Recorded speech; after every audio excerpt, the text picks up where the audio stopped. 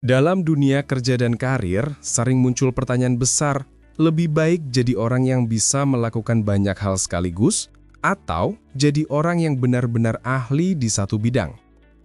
Pertanyaan inilah yang membedakan antara generalis dan spesialis. Keduanya sama-sama punya kelebihan dan kekurangan, tapi memahami perbedaannya bisa menentukan arah masa depan kita.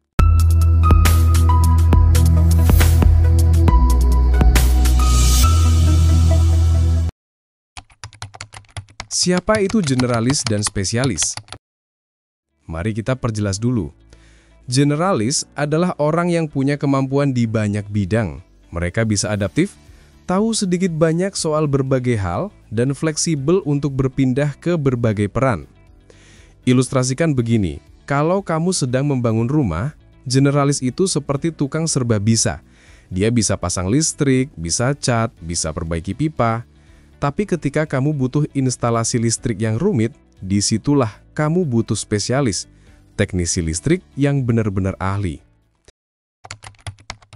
Kelebihan generalis. Generalis sering disebut sebagai Jack of all trades. Beberapa kelebihan utama mereka. 1. Fleksibilitas tinggi. Generalis bisa cepat menyesuaikan diri dengan perubahan. Dalam dunia yang bergerak cepat seperti sekarang, kemampuan ini sangat berharga. 2. Koneksi antar bidang. Karena punya wawasan luas, generalis bisa menghubungkan ide dari berbagai bidang dan menciptakan solusi kreatif. 3. Pemimpin yang efektif. Banyak generalis cocok jadi manajer, karena mereka mengerti cukup banyak dari berbagai hal untuk mengkoordinasikan tim. Fakta. Sebuah studi dari Harvard Business Review menunjukkan bahwa generalis lebih mungkin berhasil di bidang yang berubah cepat, seperti teknologi dan startup, karena kemampuan mereka beradaptasi dan melihat gambaran besar. Kelebihan spesialis. Di sisi lain, spesialis adalah pilar keahlian. Kelebihan mereka: 1. Keahlian mendalam. Spesialis menguasai satu bidang secara detail, sehingga seringkali sulit tergantikan. 2. Nilai tinggi di pasar kerja. Banyak perusahaan rela membayar mahal spesialis karena mereka membawa keahlian yang jarang dimiliki orang lain. 3. Kredibilitas tinggi. Spesialis sering dipandang sebagai ahli yang pendapatnya dihormati.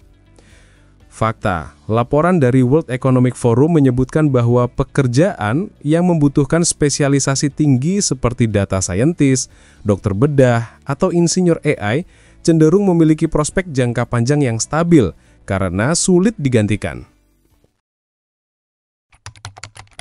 Kekurangan generalis dan spesialis. Tapi tentu saja, keduanya punya kelemahan. Generalis kadang dianggap serba bisa tapi tidak mendalam. Bisa kalah bersaing dengan spesialis dalam bidang yang butuh keahlian khusus. Sulit mendapatkan posisi sebagai ahli di satu bidang. Spesialis kurang fleksibel dalam menghadapi perubahan. Jika bidangnya tergeser teknologi, karir bisa beresiko. Bisa terlalu terjebak dalam satu perspektif sempit. Ilustrasi sederhana, bayangkan seorang fotografer spesialis kamera analog di tahun 1990-an. Ketika era digital datang, banyak yang kehilangan relevansi karena terlalu terikat pada satu keterampilan. Disinilah generalis lebih tahan banting. Mana yang lebih baik?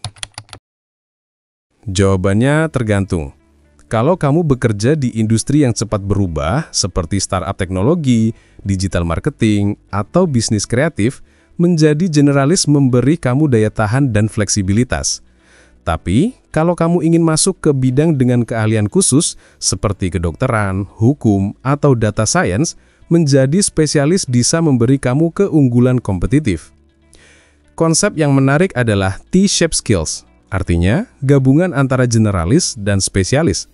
Kamu punya pengetahuan luas di berbagai bidang, garis horizontal T, tapi juga mendalam di satu bidang inti, garis vertikal T. Dengan cara ini, kamu bisa fleksibel seperti generalis, tapi tetap dihargai sebagai ahli di satu bidang. Fakta tambahan.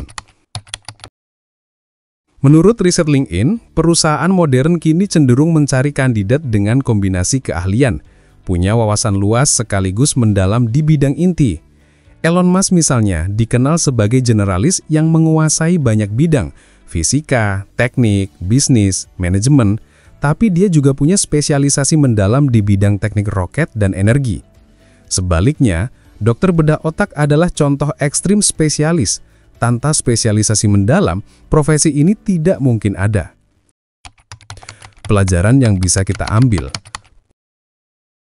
Pelajaran yang bisa kita ambil adalah tidak ada jawaban mutlak apakah lebih baik jadi generalis atau spesialis.